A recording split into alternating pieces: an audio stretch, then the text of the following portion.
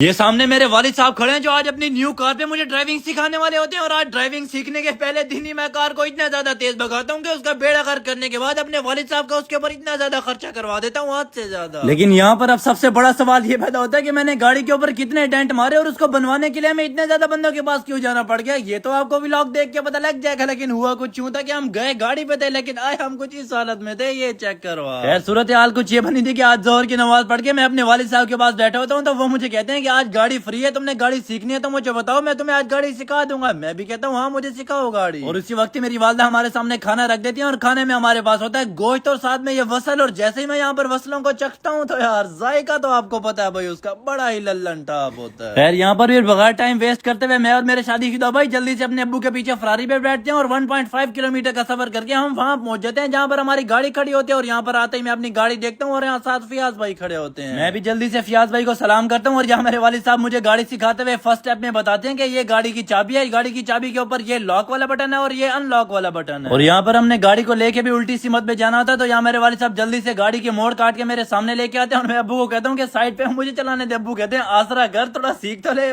تو پیچھے بیٹھ ابھی۔ خیر میں بھی جلدی سے آگے پیچھے بیٹھ جاتا ہوں، اور یہاں پر میرے والد صاحب ہمیں سکھا رہے ہوتے ہیں کہ یہ دیکھو یہ گاڑی کا پیڈل ہے، یہ ٹائر ہے اور یہ بریک ہے، اور یہ سارا سسٹم ہمیں سمجھاتے ہیں، اور اس کے بعد تھوڑی سی ہمیں گاڑی چلا کے بھی دکھاتے ہیں، یہ چیک کرو۔ اب یہاں پر سیکھتے سیکھتے میرے ہاتھوں میں بھی بڑی زیادہ کھجلی ہونے لگ جاتی ہے۔ میں ابو کو کہتا ہوں کہ آپ یہیں پر گاڑی روکیں اور مجھے یہیں پر چلانے دیں۔ ابو بھائی بیچ روڈ میں گاڑی روکتے ہیں، میں جلدی سے گاڑی میں بیٹھتا ہوں، اور یہاں پر میرے ابو کہتے ہیں بسم اللہ پڑھو۔ خیر یہاں پر بسم اللہ پڑھ کے اور ساری احتیاطی تدابیر کو فالو کرتے ہوئے میں جلدی سے گاڑی سٹارٹ کرتا ہوں اور لے کے جا رہا ہوتا ہوں۔ راستے میں میرے ابو مجھے سمجھا رہے ہوتے ہیں کہ گاڑی کا جو ہینڈل ہے یہ تھوڑا سا ان بیلنس ہے، اس کو تم ایسے ایسے ہلاتے رہو، یہ ساتھ اشارے چیک کر رہے ہو۔ ابو مجھے ایسے سمجھا رہے ہوتے ہیں، اور میں بھائی راستے میں جو بھی غلطی کرتا تھا میرا شادی شدہ بھائی پیچھے سے مجھے رکھ کے چماٹ دیتا تھا، یہ چیک کرو۔ خیر راستے میں جیسے ہی میرے ابو دیکھتے ہیں کہ میں صحیح طرح گاڑی چلا رہا ہوں تو میرے ابو موبائل میں بزی ہو جاتے ہیں، اور میں بھائی گاڑی کو اتنی زیادہ سپیڈ دیتا ہوں، یہ چیک کرو آپ۔ اور سپیڈ دیتے ہوئے بھائی راستے میں سپیڈ بریکر آتے ہیں، ان سے بھائی بڑی زور سے میری گاڑی بجتی ہے، اور راستے میں میرے خیال سے ہلکی ہلکی سی میرے سے فٹ پاتھ بھی لگی تھی، تو میرے والد صاحب مجھے کہتے ہیں کہ اس کو فوراً میکینک والی دکان پر لے چلو۔ میں وہاں پر لے کے تو آ جاتا ہوں، لیکن یہاں پر گاڑیوں کی ایسی بری حالت دیکھنے کے بعد میرا تو بھائی دماغ ہی خراب ہو جاتا ہے۔ خیر یہاں پر مجھے میرے ابو گاڑی کے پاس لے کے آ جاتے ہیں اور کہتے ہیں یہ دیکھ یہ تیرے کارنامے ہیں، یہ تو نے ڈرائیونگ کی ہے، یہ تیری وجہ سے ہوا۔ اور اس کے بعد بھائی جیسے ہی یہ بنانے لگتے ہیں گاڑی تو یہ میرے ابو کو کہتے ہیں کہ اس کی پہلے کار واش کروا کے آؤ، ہم اس کو پھر ٹھیک کریں گے۔ میں بھی پھر جلدی سے اپنے والد صاحب کے ساتھ بیٹھ کے کار واش والی دکان پر آ جاتا ہوں۔ ان بھائی کو کہتے ہیں کہ ہماری ہاف کار واش کر دو، یہ جلدی سے ہماری گاڑی اندر کھڑاتے ہیں، پہلے ایک بھائی اس کے اوپر پانی کی چھڑکاو مارتے ہیں، اور انہی کے ساتھ ایک دوسرے بھائی کھڑے ہوتے ہیں، وہ ایک اور پائپ کھولتے ہیں اور اس میں سے یہ وائٹ چیز کی کار کے اوپر پچکاریاں مار رہے ہوتے ہیں، اور تھوڑی دیر کے بعد بھائی جلدی سے ہماری کار صاف کر کے رکھ دیتے ہیں، یہ چیک کرو آپ۔ کار بھائی بڑی زیادہ چمک رہی ہوتی ہے یہاں پر۔ خیر بعد میں کار لے کے ہم واپس میکینک کے پاس آ جاتے ہیں، اور میرے والد صاحب ان کو کہتے ہیں کہ آپ کار کا کمپاؤنڈ کر دیں، کمپاؤنڈ کرنے سے وہ نشانات ہٹ جائیں گے، اور اسی وقت ہو جاتا ہے عصر کی نماز کا ٹائم، اور ہم پہنچ جاتے ہیں سیدھا مسجد میں نماز پڑھنے کے لیے۔ خیر مسجد میں عصر کی جماعت ہو چکی ہوتی ہے، تو میرے والد صاحب مجھے کہتے ہیں کہ تم جلدی سے وضو کر کے آؤ، ہم اپنی جماعت کرواتے ہیں۔ میں اور میرا شادی شدہ بھائی جلدی سے وضو کر کے آتے ہیں، اور ہم دو بندے اپنی جماعت کرواتے ہیں، اور نماز کے بعد جیسے ہی ہم واپسی میکینک کے پاس پہنچتے ہیں تو وہ میرے والد صاحب کو کہتا ہے کہ آپ کی کار کو کمپاؤنڈ ہونے میں تقریباً 2 سے 3 گھنٹے لگیں گے، اور 2 سے 3 گھنٹے ہم فارغ تو نہیں تھے، تو میرے والد صاحب اپنے ایک دوست کو کال کرتے ہیں اور کہتے ہیں ہمیں گھر لے جاؤ، ہم 2-3 گھنٹے بعد آئیں گے۔ خیر یہاں پر آپ دیکھو ہم ایک بائک کے اوپر 4 بندے کیسے زبردستی بیٹھے ہیں، اور ہم یہاں پر آ جاتے ہیں سیدھا گھر۔ اور آپ نے اگر کار کی حالت دیکھنی ہو تو نیکسٹ ولاگ کے لیے مجھے لائک اینڈ فالو لازمی سے کر لینا۔ اللہ حافظ۔